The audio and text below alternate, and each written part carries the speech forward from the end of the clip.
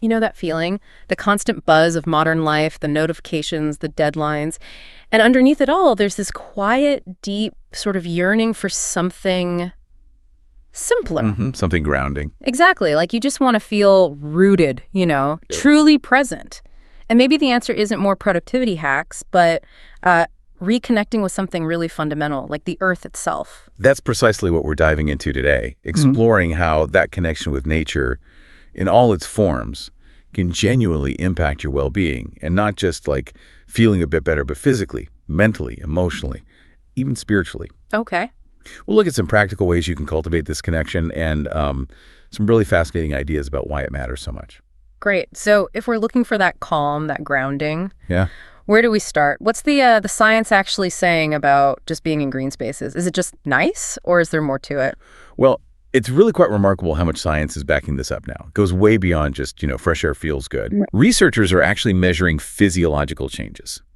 Things like a drop in stress hormones, cortisol, for instance, Okay. boosts in immune function, faster recovery times after surgery. Our bodies seem genuinely wired, you could say, to respond positively to natural environments. Yeah. More than we probably realize. It's not just stories. There's real biological data there. Wow. Okay. A deep biological connection. That makes me think of Shinrin-yoku, forest bathing from Japan. Is that related to this? Absolutely. Shinrin-yoku is a perfect example. It's not about exercise, not really hiking or anything strenuous. It's about mindful immersion. Mindful immersion. Yeah, just letting all your senses soak in the forest atmosphere, being present. You breathe in these phytoncides compounds trees release, and they're thought to boost our immune cells, natural killer cells.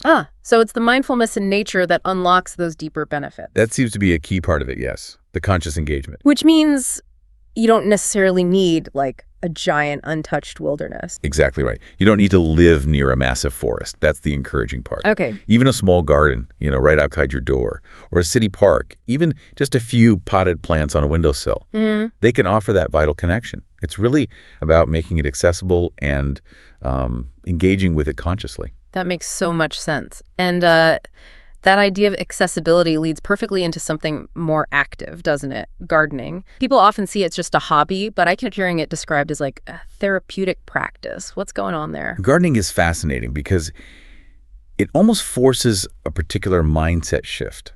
One of the biggest lessons, as the gardener Joe Lamp'l often says, is acceptance. Acceptance. Yeah. He calls it a daily reminder from Mother Nature that, well, you're not really in control. Oh, I feel that. I really do. I remember years ago, my daughters were tiny, maybe 4 and 8, and they wanted to help pick our first baby lettuce. And my first thought was panic. Like, no, you'll mess it up. I was so hung up on the perfect harvest. That's such a common feeling, isn't it? That drive for perfection, especially when nature is involved, which is inherently, unpredictable. It really is. But I sort of stopped myself and realized, okay, a perfect garden harvested only by me might actually be a pretty lonely place. Letting them help, even with the slightly mangled lettuce. It brought this unexpected peace, embracing the beautiful chaos of it all. And that's exactly it. Gardening is like this constant antidote to perfectionism.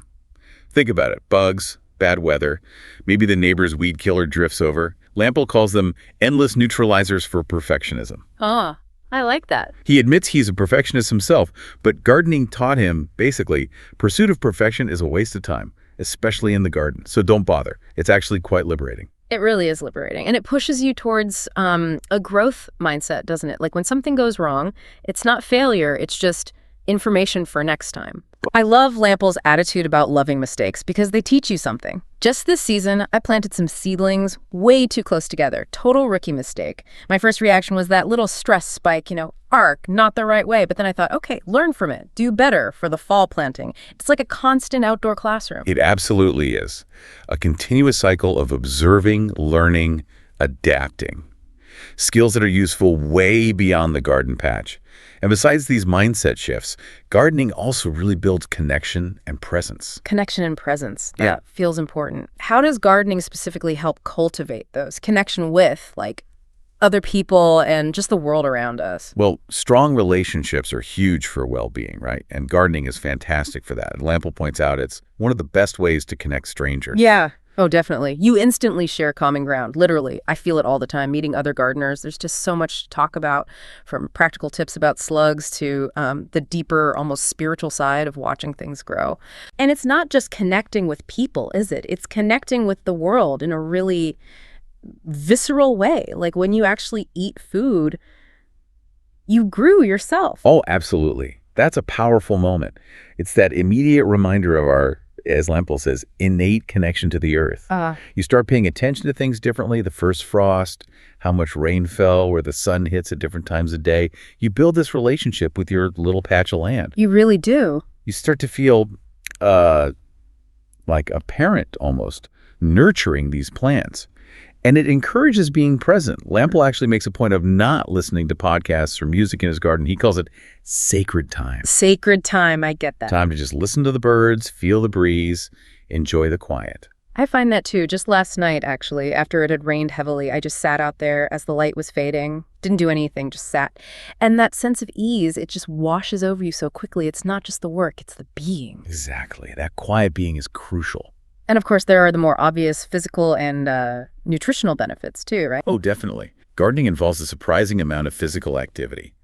Lampel even jokes it might cut down your need for a gym membership. Haha, it's true that. All the bending, stretching, lifting. When you're weeding, you're on your belly, your side. It's like a weird yoga class sometimes. It definitely keeps you moving. And just feeling the sun, the soil, seeing all that life around you. It's inherently calming, but you do have to remember to consciously take that time to just be there, not only work. That's a great point. And finally, the food itself. Growing your own means access to the freshest whole foods. And we know diet massively impacts mental health. Things like the Mediterranean diet, rich in those kinds of foods, have shown real benefits for things like depression. Your garden delivers that right to your doorstep. It creates this amazing loop: activity, mindfulness, healthy eating. Okay, so we've looked at being in green spaces, actively gardening, but what if we need to think about wellness itself in a way that fully includes this ancient connection to the earth? I know the First Nations perspective on health and wellness offers a really deep view on this. It really does. It's a profoundly holistic vision, often visualized as interconnected circles. You start with the individual at the center, then circles moving out for mental, emotional, spiritual, and physical well-being. Okay. And the key is balance between all of them. No. Nurturing them all together, not seeing them as separate boxes to tick. And there are core values underpinning it all: respect, wisdom. Exactly. Respect, wisdom, responsibility, and relationships. They're seen as fundamental. And central to this whole framework, really holding it all together, is the concept of land. Land. But not just dirt, right? Not at all. In this view, land is what sustains us in every way: physically, emotionally, spiritually, mentally. It includes the oceans, the air, the food, the traditional medicines. It's tied to identity, to ancestry, to health itself. No. There's this deep sense of responsibility to the land, to care for it, share its knowledge. It's seen as the ultimate nurturer, providing beauty, connection, feeding our souls. It's a living entity we're in relationship with, not just a resource to be used. That really shifts the perspective, doesn't it? Our well-being isn't just an inside job, it's this intricate two-way relationship with everything around us. Precisely. Which brings us to another direct connection idea that's gotten a lot of buzz, but also maybe some controversy.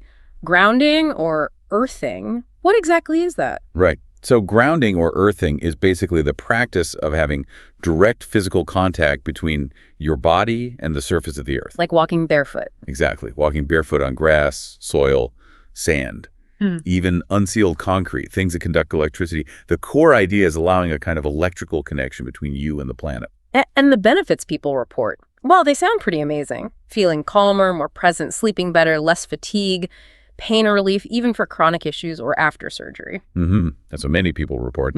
Also, things like increased heart rate variability, HRV, which is a good sign of nervous system resilience, better mood, more stamina, less inflammation, balanced stress hormones, better circulation, reduced anxiety and depression. It's quite a list. It really is, which I imagine leads to some questions from the scientific community. Where does the debate come in? It does. And this is where you get different viewpoints. On one side, you have proponents pointing to certain studies, some published in places like the NIH database or inflammation research journals, suggesting measurable benefits for inflammation, immune response, sleep, things like that. Okay. The theory often involves the earth having this natural negative charge and our bodies building up positive charge. And grounding allows electrons to flow and sort of stabilize our internal electrical environment, like grounding an electrical appliance. Right, that analogy makes sense. But what are the counter-arguments? Why the skepticism? Well, the main concerns revolve around the research itself. Some critics point out that quite a few studies have been funded by companies that actually sell grounding products, which raises questions about bias. Ah, okay. Conflict of interest potential. Right.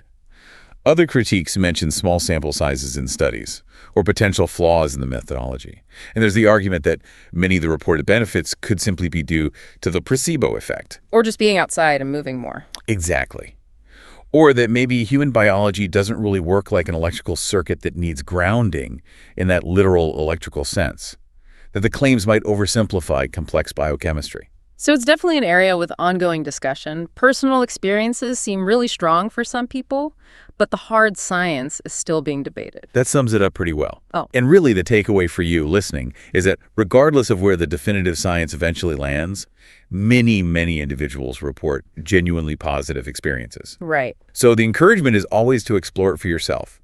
Pay attention to how you feel if you try walking barefoot on the grass for a bit. If it makes you feel better, calmer, more grounded, well, that personal experience is incredibly valuable for your own well-being. That's a really important point, honoring that subjective experience and that awareness, that connection. It kind of brings us back full circle to nature-based mindfulness, doesn't it? A practice that's thousands of years old. How does that look, practically speaking? Well, a classic, incredibly accessible example is mindful walking. It's been practiced for centuries. Yeah. As you walk, you simply use your mind, your body, all your senses to pay close attention to the natural world around you.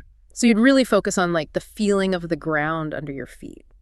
Is it soft, hard, maybe a bit sticky after rain, uneven? Exactly. Noticing how your foot lands heel first, or toes, and feeling that connection travel up through your body as you move. It's about bringing full awareness to that simple act of walking within nature. Fully present in each step. Precisely. And it really highlights that idea that, our bodies and minds are embedded within the natural world. Think about breathing. It's a constant exchange. We breathe in what plants breathe out, and vice versa. Wow, yeah. Mindful walking can make that deep interdependence feel really tangible, really obvious. That sense of deep connection is clearly powerful. But there's an interesting point here. Apparently, just feeling connected doesn't always automatically translate into, like, taking care of the environment. You can feel one with nature, but still not change your habits. What bridges that gap? That's a crucial insight, yeah. Research suggests that while fostering that connection is vital, it often needs a little nudge to turn into pro-environmental action. A nudge. Yeah.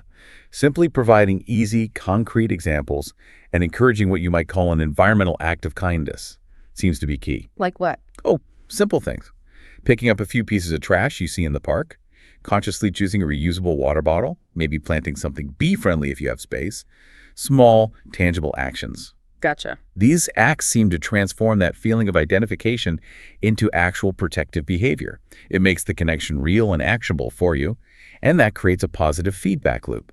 You feel good doing it, which reinforces the connection, so on.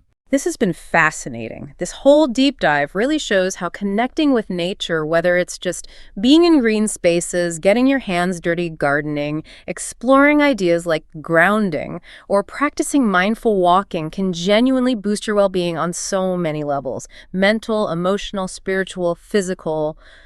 It touches everything. It really does. And perhaps the core lesson, the big takeaway, is that this connection isn't just about finding personal calm, though that's wonderful. It's about recognizing our fundamental interdependence with the natural world.